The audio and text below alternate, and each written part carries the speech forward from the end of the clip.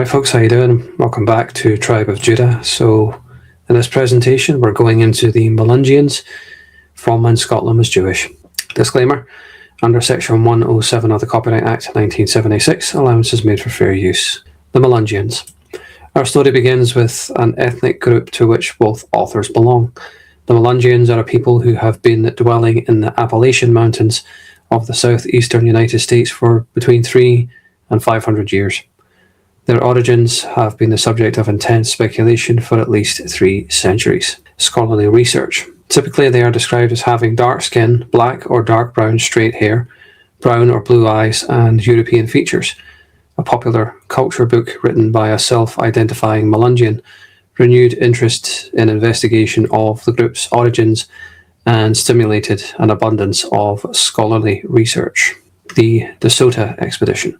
A detailed biogenetics study undertaken by the authors supported what Kennedy had earlier proposed. The Melungeons were a Sephardic Jewish and Moorish community that began as early as 1540 with the DeSoto Expedition to the southeastern United States. Religious persecution. The composition of this community was augmented over the intervening centuries by incoming Sephardic Jews and Moors who found refuge in such way stations as the Low Countries, Germany, France, Italy, Greece, and England after fleeing the Iberian Peninsula due to religious persecution. The American colonies. One of the factors delaying accurate ethnic identification of Melungeons was that several carried Scottish or Scots-Irish surnames, such as Caldwell and Kennedy, and had immigrated to the American colonies from Scotland or Northern Ireland during the 1600s and 1700s. Jews living in Scotland.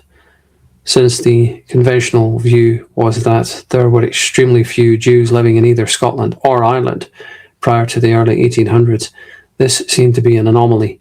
Had their original surnames been altered or anglicised to help the Melungeons blend in with surrounding Scots-Irish and English settlers' ancestral surnames?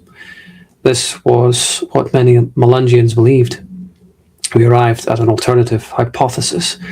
What if the Scots-Irish, Scottish and English surnames carried by Melungeons had not been altered? What if their ancestral surnames really were Caldwell and Kennedy and Fraser and Bruce and Campbell and Skene? Eastern Kentucky. What if these purportedly Scottish and Scots-Irish settlers were ethnically of Sephardic and Moorish ancestry?